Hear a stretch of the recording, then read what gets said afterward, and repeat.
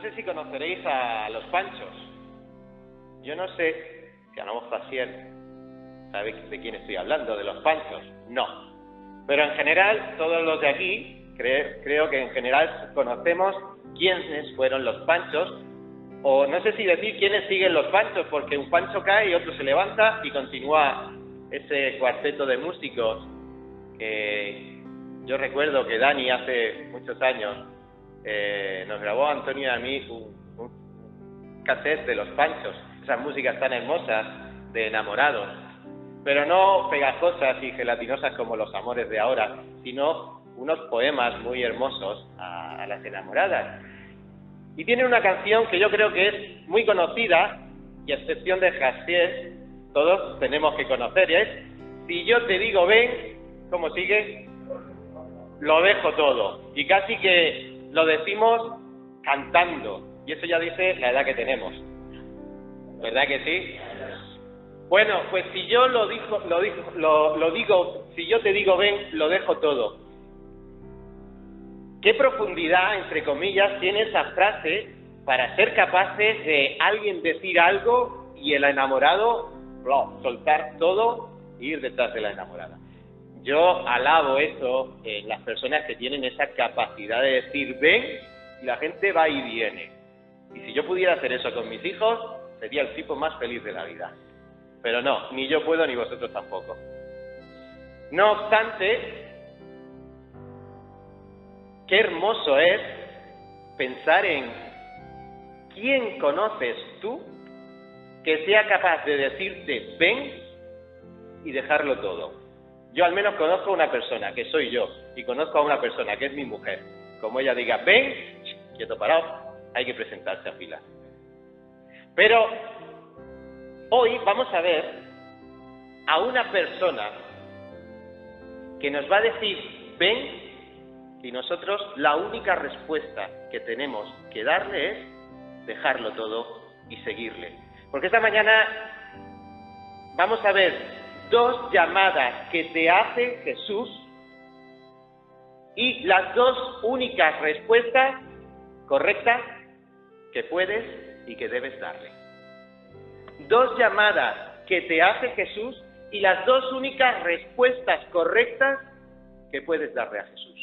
Acompañadme a leer en Marcos capítulo 1, continuamos con nuestro estudio en el Evangelio de Marcos, Marcos capítulo 1, versículos del 14 al 20. Hoy vamos a considerar este pasaje, breve pasaje, como todos los domingos que hablamos de Marcos, y pensando que es Marcos, un hombre breve, pero con mucha mensaje en su texto. Dice el capítulo 1, versículo 14: Después que Juan fue encarcelado, Jesús vino a Galilea predicando el Evangelio del reino de Dios, diciendo: El tiempo se ha cumplido y el reino de Dios se ha acercado. Arrepentíos y creed en el Evangelio. Andando junto al mar de Galilea, vio a Simón y a Andrés su hermano, que echaban las redes en el mar, porque eran pescadores. Y les dijo Jesús: Venid en pos de mí, y haré que seáis pescadores de hombres. Y dejando luego sus redes, les siguieron.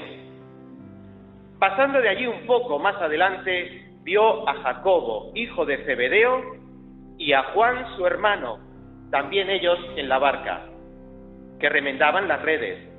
Y luego los llamó, y dejando a su padre Zebedeo en la barca, con los jornaleros, le siguieron. Pues que el Señor bendiga su palabra en nuestros corazones.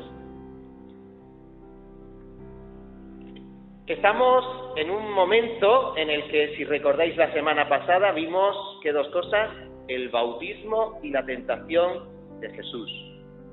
Dos credenciales, si recordáis, que Jesús mostraba para decir: que yo soy el rey, pero no soy un rey lejano, sino soy un rey que se ha acercado para que estéis cerca de mí. Y no se ha acercado a Cartagena, como decíamos la semana pasada, para nosotros intentar verle de lejos, sino que Él se acercaba a nosotros, al lado nuestro. Y se acercó, ¿cómo? Identificándose con los pecadores, haciéndose el mismo pecado a través del bautismo.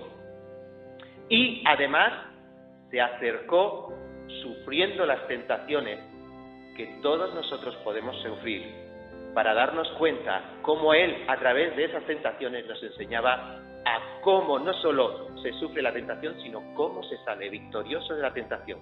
¿Recordáis? Con la ayuda del Espíritu Santo y a través de la palabra de Dios. Una vez que eso ha ocurrido, ya Jesucristo ya ha sido ratificado por el Padre, recordad, el Espíritu Santo y el Padre desde el cielo diciendo: este es mi Hijo amado, en Él tengo yo mi complacencia.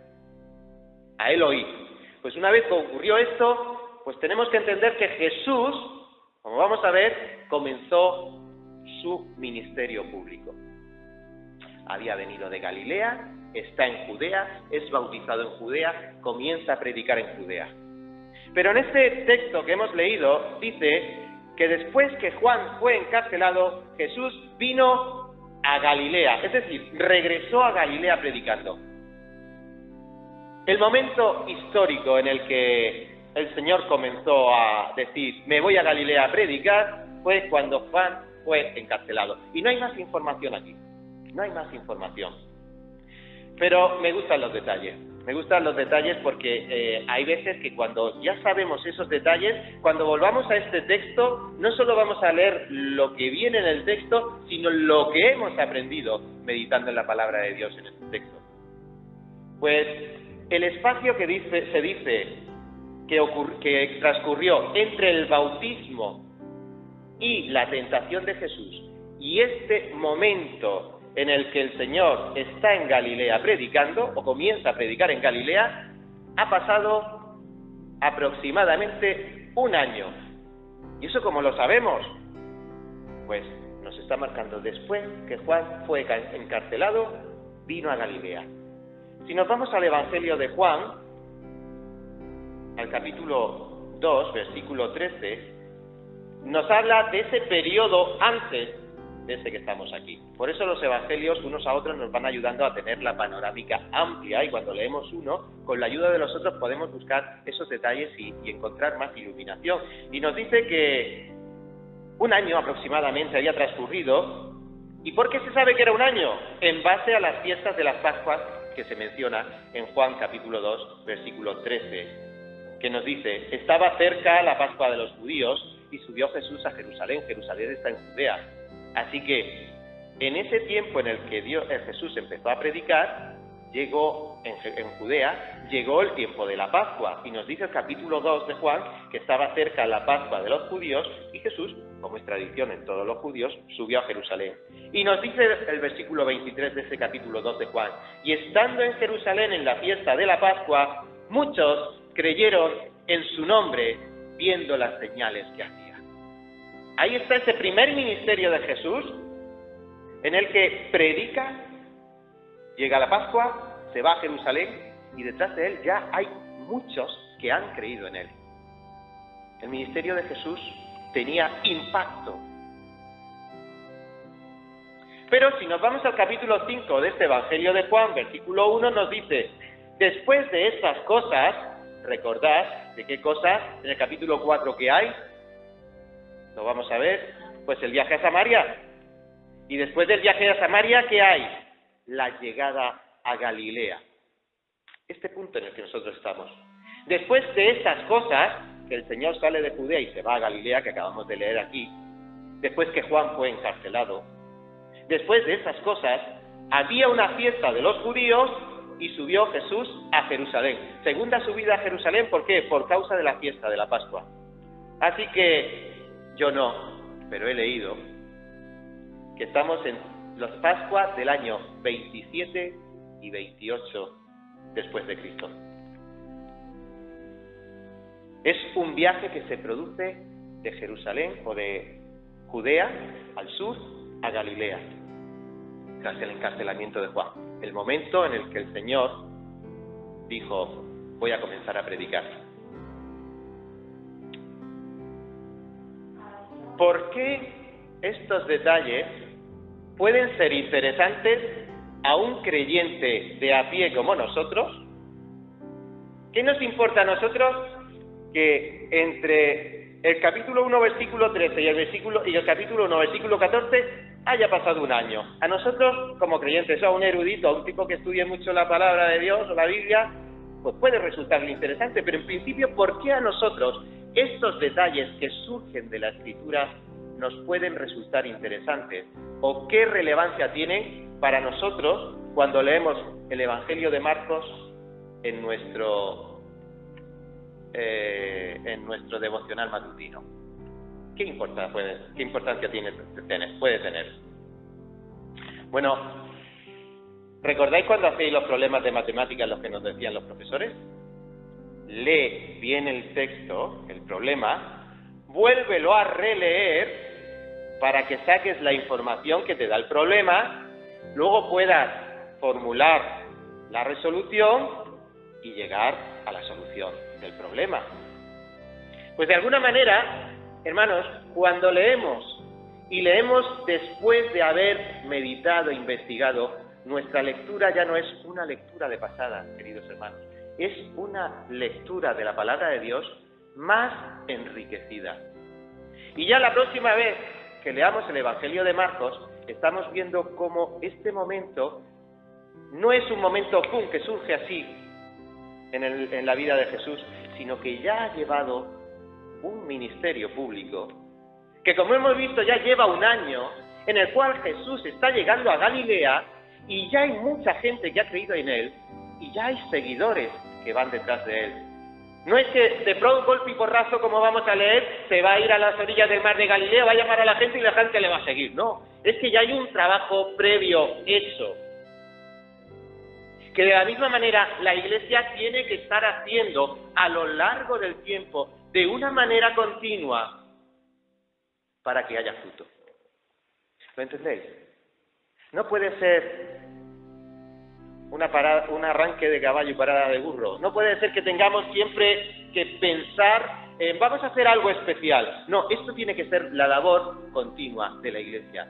Predicar el Evangelio en Judea, en Samaria, luego en Galilea, y en nuestro caso, en Cartagena, en la región, en España, o hasta lo último de la tierra. Hermanos, ese es el ministerio de esta Iglesia y no otro. Y vamos a ver para qué. Así que sí nos aplica, sí nos es interesante que leamos estos detalles y que comprendamos estos detalles. Porque esto es como la medicina. Todas las medicinas son buenas, pero todas las medicinas tienen unos efectos secundarios. Y si leemos la palabra de Dios y la meditamos con atención, ¿qué efectos secundarios puede producir en el creyente de a pie? En nosotros que tenemos nuestros devocionales diarios, en nuestro Evangelio de Marcos, sin profundizar demasiado. Pero si cuando profundizas, si cuando meditas en la palabra de Dios, ¿qué efectos puede tener en nuestra vida? Salmo 119, versículos 15 y 16. Meditaré en tus preceptos y consideraré tus caminos. Me deleitaré en tus estatutos y no olvidaré tu palabra. Si meditas, si consideras la palabra de Dios, en primer lugar, el efecto secundario principal es el deleite, la satisfacción, no como el que tiene una capacidad intelectual de recitar todos los libros de la Biblia y 100.000 versículos, sino que vemos cómo esa palabra de Dios obra en tu vida y transforma tu vida. Y en segundo lugar, algo muy importante, queridos hermanos, algo que nunca debe ocurrir o debiera ocurrir en nuestra vida. No me olvidaré de tu palabra, porque cuando olvidamos la palabra del Señor, viene el pecado y viene la negligencia. Libro de Josué, capítulo 1, versículo 8, uno de los primeros versículos que escuché yo en mi vida, en un campamento, precisamente. No en un campamento, en el campamento, en Águilas. Josué, capítulo 1, versículo 8. este libro de la ley no se apartará de tu boca, sino que meditarás en él día y noche, para que cuides de hacer todo lo que está escrito, porque entonces harás prosperar tu camino y tendrás éxito. Y tendrás éxito. No es el éxito de la fama, no es el éxito de voy a tener el mejor trabajo, es como dice nuestra traducción, y todo te irá bien. Queremos que en nuestra vida las cosas vayan bien, pero bien en el sentido de que estamos satisfechos, de que no estamos constantemente en tristeza o en desesperación, a margen de que las cosas humanamente no siempre vayan bien. Pues para eso a Josué, el juez, se le fue dicho: tú vas a gobernar, tú vas a dirigir los ejércitos de Israel para conquistar Canaán. ¿Qué herramientas necesitas? Hombre, la espada se le suponía, ya era guerrero consumado. ¿Pero qué necesitaba? ¿Solo la espada? No. Necesitaba este libro de la ley para meditar en él, para cuidar que hagas conforme. Y entonces. Así que, por eso os animo a encontrar en la palabra de Dios estos detalles. ¿Qué importa que pasara un año? Pues que meditando en la palabra de Dios y viendo estos detalles, somos iluminados y nos hace bien la palabra de Dios. Pero dejamos ahí esta pequeña introducción de la palabra, e inmediatamente del versículo 14 comienza el primer punto, el llamamiento general de Jesucristo. Vamos a ver dos llamamientos que el Jesús te hace y que tú tienes que responder de la manera adecuada. El primer llamamiento es el llamamiento general que Jesús hace a todo el mundo, y en esta mañana te hace a ti si no crees en Cristo. El versículo 15. El tiempo se ha cumplido y el reino de Dios se ha acercado, y dice: arrepentíos y creed en el Evangelio. Si recordáis, es el mismo mensaje que estaba predicando Juan en el versículo 4. Arrepentimiento y perdón de pecados. Y Jesús predica arrepentimiento y perdón de pecados. Entre Juan el Bautista, el precursor, y su primo hermano Jesucristo, no hay diferencia de mensaje. El uno predicaba de Cristo, Cristo predica de sí mismo, y ambos predican que es necesario arrepentirse para el perdón de los pecados. Y es que el mensaje no ha cambiado y no estamos autorizados a cambiar este mensaje, porque si no estamos bajo maldición. Recordad lo que dice el apóstol en Gálatas: el que predique otro evangelio diferente al que había sido predicado fuera maldito. No había otro evangelio, era el evangelio de Jesucristo, que fue traspasado a los apóstoles y que después fue traspasado a la iglesia. El evangelio de arrepentimiento y perdón de pecados. Pero en este momento, lo que estamos viendo, queridos hermanos, es que este mensaje se está produciendo en un momento determinado. Y dice Jesucristo: el tiempo se ha cumplido. La palabrita tiempo, aquí que se utiliza, hace referencia a una ocasión única. Hace referencia al tiempo de la sazón. Los que sois del campo, los que nos gustan los higos, cuando te vas a una higuera y dices: estos higos están en sazón. Es el momento adecuado. Es la sazón, el momento de la fruta madura. O es el momento de la oportunidad. Como pase, se pasa. Ese es el tiempo al que se refiere. El tiempo ha llegado. El tiempo se ha cumplido. La otra palabrita es cumplido. ¿Qué quiere decir? Pues que ha llegado al final. Ha llegado, o que el tiempo está completo. O si lo dijéramos de otra manera, es el tiempo en el que o es ahora o pierdes el tren.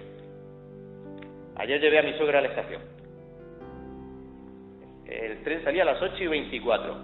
¿Os imagináis qué hubiera pasado si llegamos a la estación de autobuses a las 9 menos cuarto? Pues hubiera perdido el tren. El tren ya se hubiera ido, con él o sin él. El tiempo se ha cumplido. Hace referencia a algo que ha llegado al final. La hora establecida, en el caso de los horarios de trenes, lo ha puesto la empresa ferroviaria. Pero aquí nos está diciendo Jesucristo que hay una hora establecida. No la hemos puesto nosotros. La pone Dios. Y el tiempo había llegado en aquel momento para los judíos, para recibir el mensaje del Evangelio. ¿No crees que deberías de tener en cuenta este tiempo señalado por el Señor en este versículo? Y máxime, cuando lo que está en juego no es un tren que pueda coger otro que sale más tarde, sino que está en juego tu vida eterna. Por eso hay que prestar atención. El tiempo se ha cumplido. Ahora, no sabemos lo que va a hacer después. Ahora es el momento de recibir la palabra del Evangelio. Eso le estaba diciendo Jesús a los judíos cuando comenzó su ministerio en Galilea. Y después de que se señala ese tiempo importante, ¿qué ocurre? ¿Para qué es importante el tiempo que estaba señalando Jesús? Pues era importante porque era el tiempo en el que el reino de Dios se estaba acercando. Este reino de Dios en los evangelios equivale a otro nombre, el reino de los cielos, o a la palabra reino directamente cuando está referida al mensaje de Jesucristo. Indica el reinado o el reino o la soberanía de Dios. Cuidado que no es cualquier cosa, es el tiempo del reinado o de la soberanía de Dios que se presenta aquí y ahora. En aquel tiempo para los judíos y hoy aquí, cada vez que abramos la palabra de Dios para predicar el Evangelio. Se ha acercado, dice el reino de Dios. Se ha acercado. En aquel tiempo, pues, ese mensaje se acercó a los judíos, tanto en tiempo como en lugar. Tanto en tiempo como en lugar. El mensaje del Evangelio comenzó a predicarse entre los judíos. Y en un momento determinado, cuando vino el cumplimiento del tiempo, Dios habiendo hablado muchas veces y de muchas maneras a los padres por los profetas, en un tiempo determinado, nos dice Hebreos 1, empezó y habló ¿por quién? Por el Hijo. No en cualquier momento, sino en aquel momento. ¿Y qué a mí? ¿Y qué a mí? Si esto es un libro muy antiguo, que pudo afectar quizá a los judíos, pero ¿qué a mí? Que esto ocurriera en aquel momento a aquellas personas. ¿Cómo se acerca el mensaje del Evangelio hoy día a este lugar, calle José López Martínez, número 3, a las personas que estamos aquí reunidas? ¿Cómo se acerca? ¿Cómo ocurre esto hoy? ¿Es relevante el mensaje de aquella época para nosotros? ¿O es meramente un análisis literario de un libro antiguo que es muy respetado en todo el mundo pero que no nos afecta? No nos quepa duda, el mensaje del Evangelio se acerca hoy igual que se acercó a los judíos de aquella época, mediante la proclamación de la palabra de Dios, y no de otra manera. Cualquier otra cosa tiene que venir de la palabra de Dios, ni cantando, ni saltando, ni sanando, ni haciendo buenas obras. No, el mensaje del Evangelio llegó a los judíos como llega hoy a nosotros aquí, a través de la predicación de la palabra. ¿Y cuál es ese mensaje del Evangelio? El que hemos visto antes, que ya predicó Juan el Bautista. Arrepentíos y creed. Arrepentíos y creed. eso de arrepentirse parece que me tengo yo que arrepentir. O ya si me arrepiento, hasta la próxima que la vuelva a hacer. ¿Se refiere a eso la palabrita arrepentíos? Ya vimos hace unas semanas que no. Que una traducción quizás más positiva de la palabra arrepentirse es convertirse y poner vuestra confianza. Arrepentíos y creed, más literal o más correcto sería decir convertíos y poned vuestra confianza. Por la palabra convertirse implica una metamorfosis. ¿Qué quiere decir arrepentirse? O positivamente, ¿qué quiere decir convertirse? Que hagas una metamorfosis. Que antes eres oruga, pero Dios te quiere mariposa. ¿Y esto cómo se produce? Realizando un cambio de corazón, un cambio interior y un cambio de vida, un cambio exterior. Y ese cambio lo produce única y exclusivamente el Señor por medio de la fe. Lo vuelvo a decir, porque a lo mejor podemos tener la idea de que como creyentes pues puedo decir, no, si yo puedo cambiar, yo sé que puedo cambiar, y cuando llevas años de creyente dices, no hay manera de que cambie, no hay manera de que cambie. Es que ese cambio lo produce la acción del Espíritu Santo en nosotros. Igual que se produjo el cambio cuando no éramos creyentes y en un momento determinado el Señor con su Santo Espíritu operó ese cambio en nuestra vida para decir, como aquel ciego, antes era ciego, pero ahora veo. Y pudo tardar los años que pudo tardar, pero llegó. Y ese cambio, esa metamorfosis la operó el Señor Jesús a través de su palabra y por medio de su Espíritu Santo. Y tiene que ser un cambio, como decíamos hace unas semanas, de 180 grados. Antes mirábamos para atrás, ahora tenemos que mirar hacia adelante. Y no solo un cambio interior, sino que ese cambio interior tiene que producir exteriormente, visiblemente. Arrepentíos y creed, o dicho de otra manera, poned vuestra confianza. Esto denota una actitud de la persona que cree, no en que se lo cree porque tú lo has dicho, no en que se lo cree porque es crédulo, no que me lo creemos porque somos ingenuos y no tan inteligentes como los que saben mucho de la vida y de la ciencia. Aquí creer significa depositar la confianza en aquel que ha hablado a través de su palabra. ¿Y esto cómo es? Que no lo entiendo. Pues imagínate un niño. Los niños creen en sus padres. ¿Pero creen en sus padres por qué? ¿Porque son ingenuos? ¿Porque son fáciles de engañar? Hombre, evidentemente los padres, desgraciadamente, podemos engañar o podemos aprovechar la ingenuidad de nuestros hijos para contarles milongas.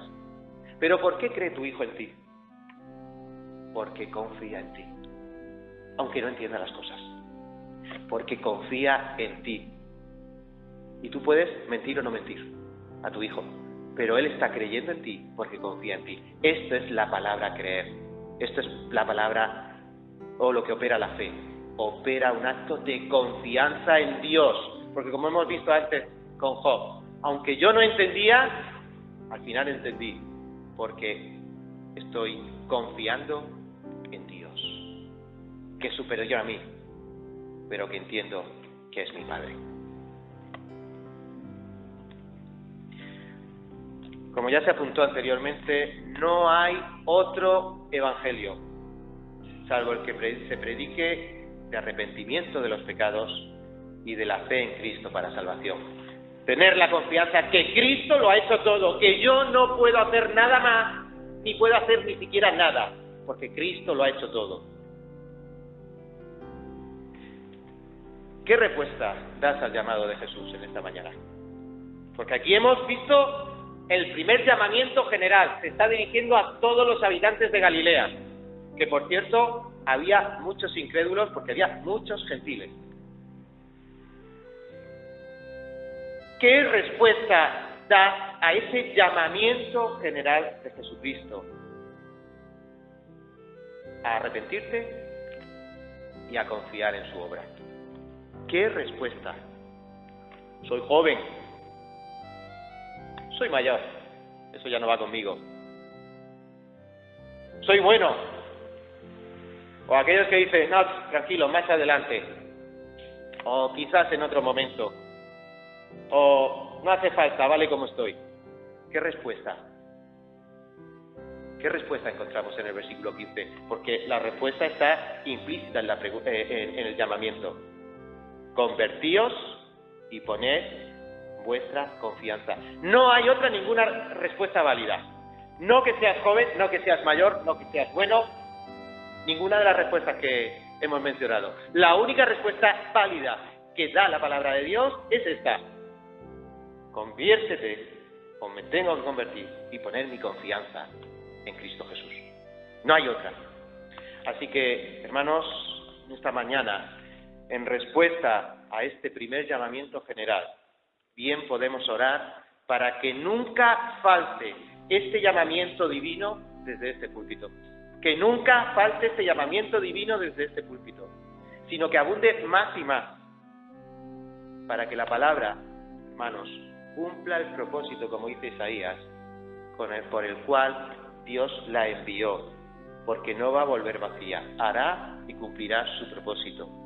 Y no para llenarnos, y no para envanecernos, sino para la gloria exclusiva de Dios en este lugar y la salvación de muchos. Amén. Pero, visto este llamamiento general, vamos al segundo llamamiento, el llamamiento particular que Jesús hizo en este caso a 4 hombres, a 2 parejas de hermanos. Porque podríamos pensar, y tras la salvación, tras el arrepentimiento, tras la conversión y tras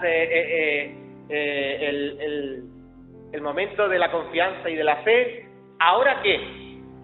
Nos podemos preguntar como creyentes, ¿cuántos años llevamos de creyentes? Muchos, ¿verdad? Algunos muchos, otros menos. Pero, ¿y ahora qué? ¿Qué hacemos?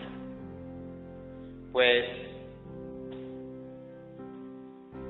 venid conmigo a Efesios capítulo 2, versículos 9 y 11, donde el apóstol Pablo le dice a los efesios qué es lo que continúa después de la conversión para salvación.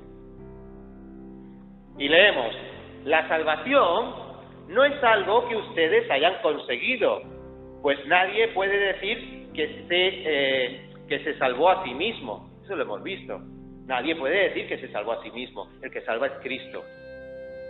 Pero dice el versículo 10, nosotros somos obra de Dios, creados en Jesucristo para realizar las buenas obras, ojo, no nuestras buenas obras, sino las buenas obras que Dios ya planeó de antemano para que nos ocupáramos de ellas. Quiere decir que Dios en su infinita sabiduría y desde la eternidad ya ha preparado el plan completo de la vida del creyente, que no es otro que buenas obras, las cuales Él ha preparado para que nosotros las hagamos. No tenemos que buscar nosotros las buenas obras. Dios tiene preparado la obra a la que Él te llama como creyente. En la edad en la que estemos, en la situación en la que estemos, Dios te llama a que hagas las obras que Él ha preparado para ti. Y ese llamamiento particular, que es diferente a cada uno de todos los que estamos aquí en esta mañana, tiene que ser respondido particularmente por cada uno de los que estamos aquí esta mañana, directamente a Dios. Así que vamos a ver este llamamiento particular. Y en primer lugar, los versículos del 16 al 18, Jesús llama a Andrés y a Pedro. Mirad, Jesús estaba en su pleno derecho de llamar a discípulos, a gente que le siguiera. Estaba en su pleno derecho, porque Él era maestro. Y en aquella época, en el periodo griego que nos encontramos, griego-romano, los maestros tenían seguidores. Así que lo habitual es que Jesús como maestro tuviera sus seguidores. La diferencia es muy grande en este aspecto, porque lo habitual es que los discípulos vieran la serie de maestros que había por allí enseñando y dijeran: me gusta este maestro, voy a seguirlo. Pero esto no es lo que ocurre aquí. Aquí es el maestro el que elige a sus discípulos. Es el maestro el que, enseñando, capta la atención de la gente. Algunos creen, o muchos creen, como hemos visto, pero algunos de ellos, además, fueron llamados a una labor especial, como vemos aquí ahora. Y es el rabino, no el que es seguido por sus discípulos, porque eligen al rabino, al que les gusta, al de moda. ¿Cuántos? Gente de YouTube, no voy a hablar de ministerios de ningún tipo cristiano, pero ¿cuántas personas reconocidas hay en YouTube y en grandes iglesias son seguidas porque este tipo engancha? Este ministerio engancha. Esto que hace esta iglesia engancha. No. Y eso provoca seguidores. Pero tarde o temprano, por donde entro, quizá vuelva a salir. Y vemos masas, pero no vemos una escuela. Algo que transmite firmemente la palabra de Dios. Pues en este caso, el Señor Jesucristo es el que está diciendo: sígueme, sígueme. Jesús va a obrar de una manera distinta. Y llama a Pedro y a Andrés. Evidentemente, Pedro y Andrés, vemos que están ahí echando las redes en el mar. Y como decía antes, ha pasado un año de ministerio de Jesús allí en Palestina. Ha pasado trabajando, predicando el Evangelio, primero por Judea y ahora viene a Galilea. Así que Pedro y Juan, no es que acaban de escuchar al Señor, tiran sus redes y se van detrás de Él, porque esto no es lógico pensarlo. Nadie hace eso. Nadie hace eso, salvo un descerebrado.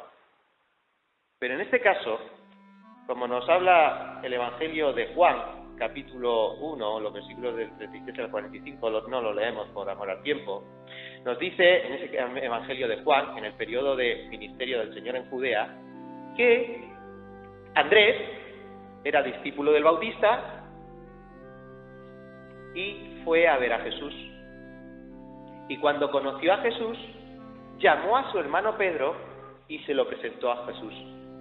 Y en ese mismo Evangelio, en el capítulo 2, continúa que al día siguiente estaba Felipe, que conoció a Jesús, y cuando Felipe conoció a Jesús, se fue a por su amigo Natanael y se lo presentó a Jesús.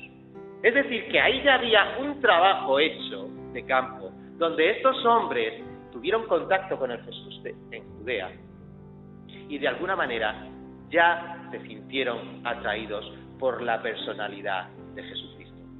Y hermanos, de la misma manera podemos llevar en la iglesia y podemos ser y declararnos firmes seguidores de Jesucristo desde hace muchos años, pero cabe preguntarnos: ¿me llama Jesucristo a algún trabajo en especial hoy? Porque eso es lo que estaba ocurriendo ese día a las orillas del mar de Galilea, que Jesús estaba pasando, y aquellos que ya le conocían y que ya iban de alguna manera detrás de él, por lo menos en espíritu, estaban recibiendo una comisión especial.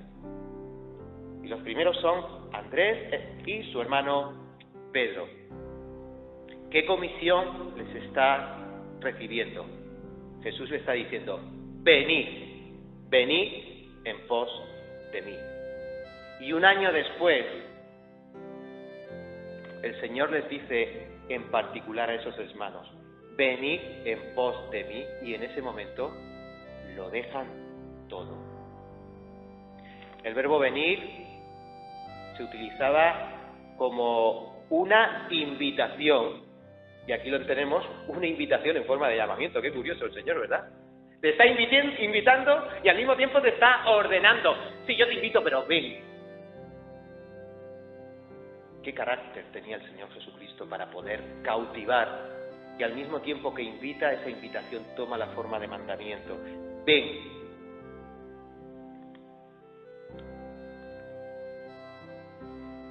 ¿A dónde tenían que ir? Al reino de Dios. ¿Por qué? Porque el reino de Dios era el lugar perfecto para tener intimidad con el Rey. Y no en otro sitio. Es el lugar idóneo para tener intimidad con el Rey. Así que no se trata de unirse a un grupo. Hermanos, no predicamos para que la iglesia se llene y podamos decir, somos una iglesia con muchos miembros. Hermanos, no predicamos para esto. Y quien escuche el Evangelio que no piense que si queremos que vengan aquí.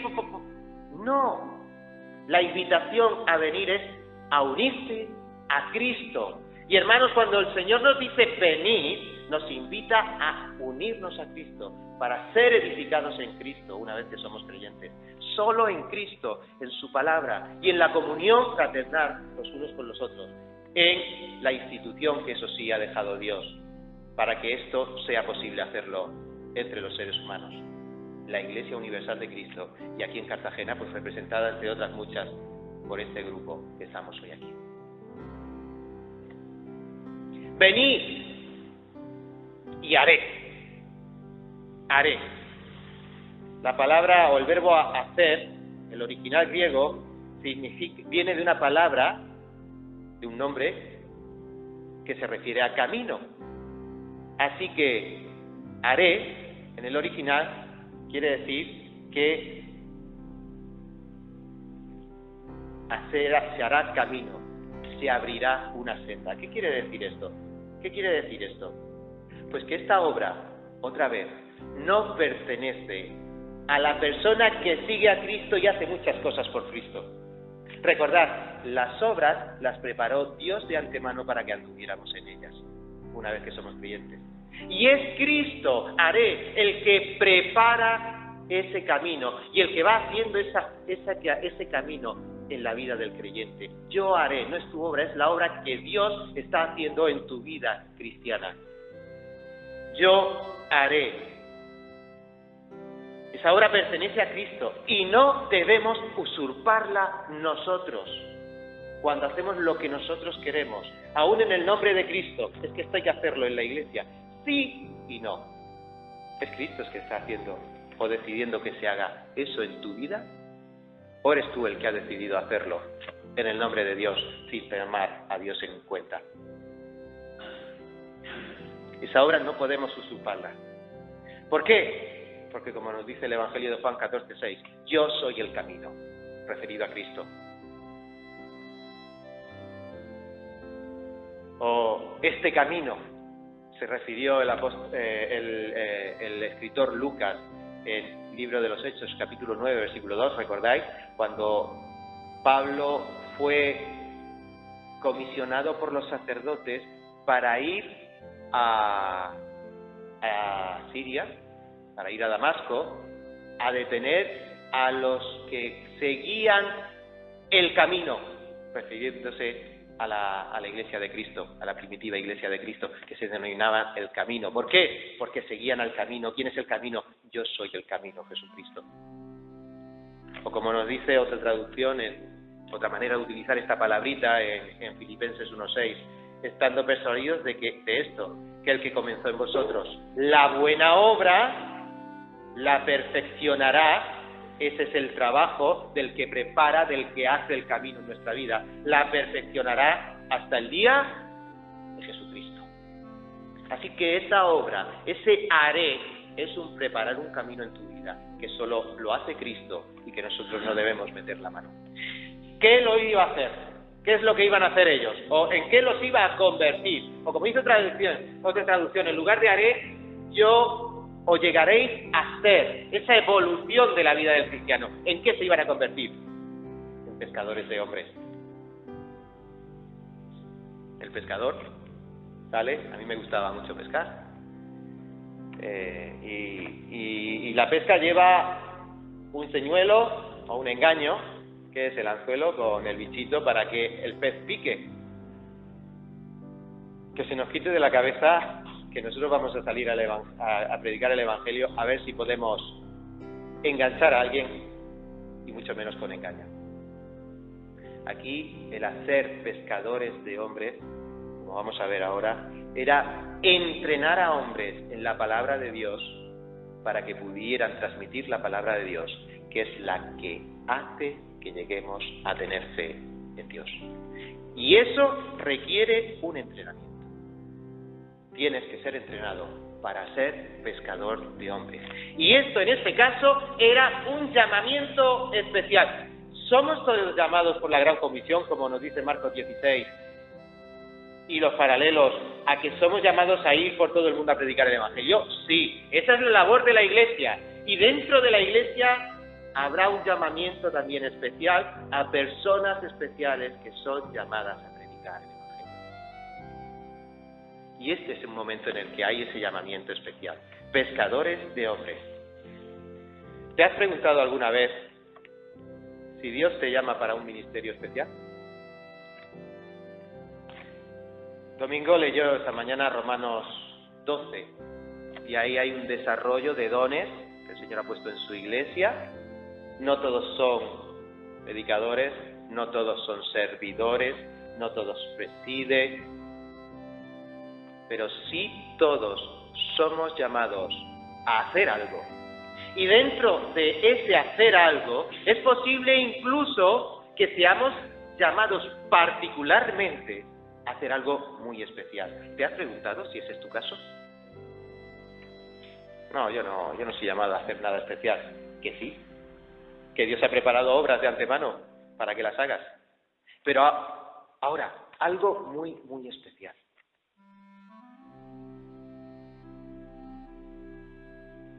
¿Te has preguntado?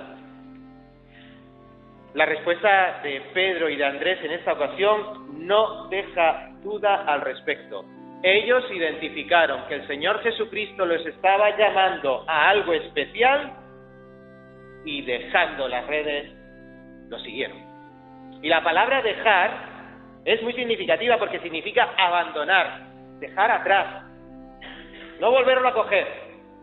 Y esto era parte del llamamiento de Pedro. Hombre, nunca más fueron pescadores, vemos en el Evangelio que sí, fueron pescadores, y seguramente el tiempo que anduvieron por el mar de Galilea, pues parte del sustento del grupo de Jesús pasaría por pescar y poder hacer dinero de aquellas pescas. Pero esos hombres, una vez que fueron llamados a seguir de una manera especial a Jesús, dejaron las redes y le siguieron. Y le siguieron. Ese verbo es específico de aquellos que van detrás del Maestro, es decir, se utiliza para los discípulos que van detrás del Maestro. ¿Te llama Jesús a ser su discípulo? Pues tienes que seguirle, pero no como los patitos que van detrás de la mamá, o simplemente vamos siguiendo una cola. Cuando vamos fuera y no sabemos por dónde vamos, y vamos a un sitio donde hay mucha gente, a que tú dices, no sé dónde está, pero yo voy detrás de Vicente, porque Vicente va donde va la gente, ¿no? Esto no es el seguir de los discípulos. El seguir de los discípulos es el que van detrás del Maestro para aprender. Esa es la manera que nosotros tenemos que seguir a Jesús. Ir detrás del Maestro como discípulo para aprender más y más y llegar a servirle. Así que no demores más la respuesta, hermano, hermana. Sé diligente. Dejemos las excusas o incluso proyectos de vida que puedan ser legítimos. Era legítimo que estos hombres fueran pescadores, pero llegó el momento en que tuvieron que dejar de ser pescadores para empezar a formarse como pescadores de hombres. Y ya la pesca tradicional no entraba en esa vida. Seamos valientes para seguir al Maestro como genuino y buen discípulo. Este es el momento adecuado, el momento quizás de nuestra vida donde nos tenemos que plantear: ¿me llama Jesús para algo especial? ¿Estoy dispuesto a seguirle? Y luego están estos dos hermanos, Jacobo y Juan. Según los estudiosos, cabe pensar por un texto en el capítulo, creo recordar, 20 de Juan, que María, la madre de Jesús, y María, la madre de Jacobo y de Juan, probablemente eran hermanas. Así que Jesús, Jacobo y Juan podían ser primos hermanos. No vamos a entrar en los detalles de esto, lo dejo ahí, pero desde luego lo que sí es cierto es que estos hombres conocían a Jesús y probablemente no solo por el año de ministerio que había llevado en Judea, sino porque estos hombres eran parte de la familia. Habían vivido ahí en Nazaret quizá o en las inmediaciones del mar de Galilea y eran parte de la familia o de los más allegados. Y estos hombres a lo mejor en algún momento fueron de los que tuvieron que ir a decirle a Jesús, basta ya, que estás ido, que estás predicando, y no nos da mucha más información la Escritura. Pero lo que sí sabemos es que estos hombres, cuando fueron llamados por Jesús, aquí el llamamiento es con el significado de convocar, de llamar a una tarea. Estos hombres ya no estaban siendo simplemente invitados a seguir a Jesús. Vosotros tenéis que hacer esto, ¿qué? Aprender a ser pescadores de hombres, porque vais a ser pescadores de hombres. Cuando el Señor nos llama, no nos llama para que estemos, bueno, sí, vamos a seguirle y vamos a estar en la iglesia tranquilamente. No, nos convoca. ¿Vivís en una comunidad? Algunos. ¿Nos convocan a las reuniones de propietarios? Sí. Tenemos mucha opción de no ir, si no queremos no vamos, pero es conveniente que vayamos, porque nos convocan a ir, porque hay una cosa que decidir. Y estos hombres, la palabra aquí, el Señor les está diciendo, les llamó, les convocó, les llama a una tarea. En otros pasajes se traduce esta misma palabra como encargar o compartir el Evangelio, encargar que hagamos las cosas que son dignas del Evangelio. Son Colosenses 1:2, 12, segunda de Timoteo 2:14. Es decir, siempre lleva aparejado que nos llama para que hagamos, no para que simplemente hagamos así, sino para que hagamos. Y los llamó. Y si le conocían bien, ¿por qué le siguieron? Imaginémonos que eran sus primos. Y si le conocían bien, si se criaron con él, ¿por qué le siguieron? Hermanos, le siguieron porque le conocían bien. Y una vez que conoces a Jesús, es irresistible. Y no nos queda más remedio que seguirle.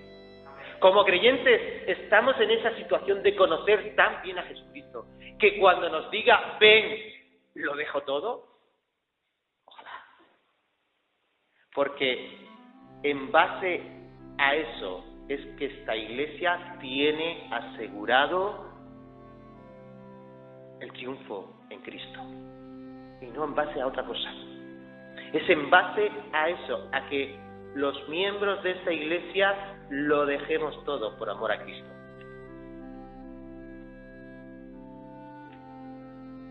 Claro que estos hombres podían haberle dicho a Jesús, te conocemos bien, pero es que papá Zebedeo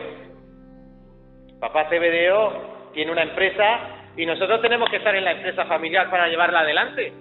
Recordemos, siempre tenemos alguna excusa o siempre tenemos alguna cosa que es legítima y que podemos decir, no puedo seguir porque tengo que hacer esto. Pero no hay excusa que valga. Cuando el Señor te llama, el Señor ya ha preparado las circunstancias para que tú le sigas. Y cuando el Señor llamó a Jacobo y a Juan, ya había preparado a los jornaleros para que se quedaran con el padre Zebedeo a que la empresa siguiera adelante, y probablemente una empresa que contribuyó al ministerio de Jesús. Hermanos, cuando el Señor nos llame, evaluemos bien las circunstancias, porque no hay nada que podamos estar haciendo que nos sirva para decirle al Señor no. Él ya ha preparado las circunstancias para que tú digas sí y le sigas.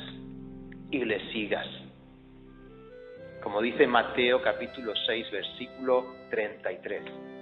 Mas buscad primeramente el reino de Dios y su justicia, y todas las cosas os serán añadidas.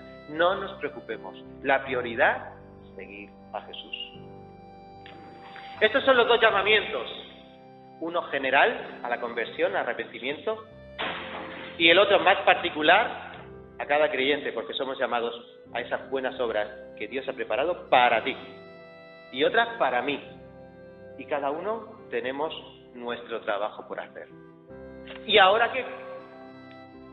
Recuerdo una película que me gustó mucho, de animación, Buscando a Nemo. No sé si la habéis visto, os voy a hacer el spoiler del final. Y esos pececitos que están en la pecera y que están ayudando a Nemo a ver si lo pueden hacer salir de la pecera, porque tienen el océano enfrente y Nemo es un pez del océano. Y toda la película, ahí están todos los pececitos buscando la ocasión y las circunstancias de cómo van a ayudar a Nemo a fugarse. Y ya puestos, se fugan todos de la pecera y consiguen llegar al océano. Pero cada uno de ellos llega al océano dentro de una bolsita de plástico con agua. Y la película ya acaba flotando los pececitos en el agua dentro de la bolsa de plástico. Y dice, ¿y ahora qué? Ya estamos en el océano. ¿Y ahora qué hacemos? ¿Ya eres salvo? Eso es lo primero que tendrías que saber. Si has conseguido salir de la pecera para llegar al océano de Dios. Y si eres salvo y has llegado al océano, ¿y ahora qué? Esa bolsita estorba.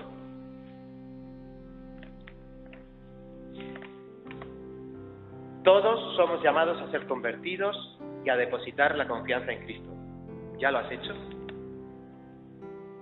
Ahora es el momento exacto, el tiempo justo, el momento adecuado en el que el reino de Dios viene a ti para que tu Señor reine en ti.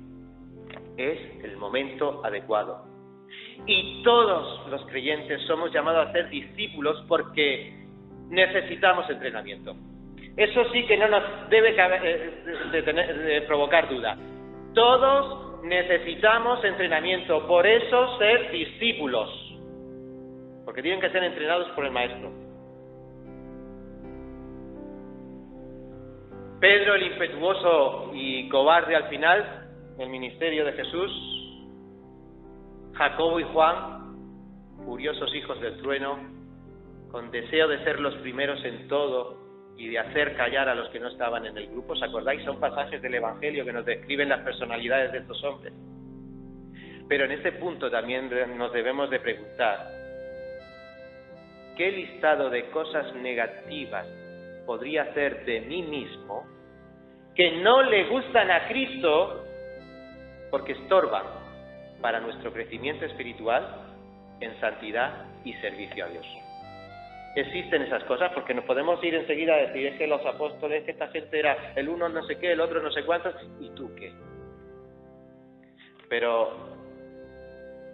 nos dice la Escritura que Pedro llegó a ser el fundamento de la Iglesia.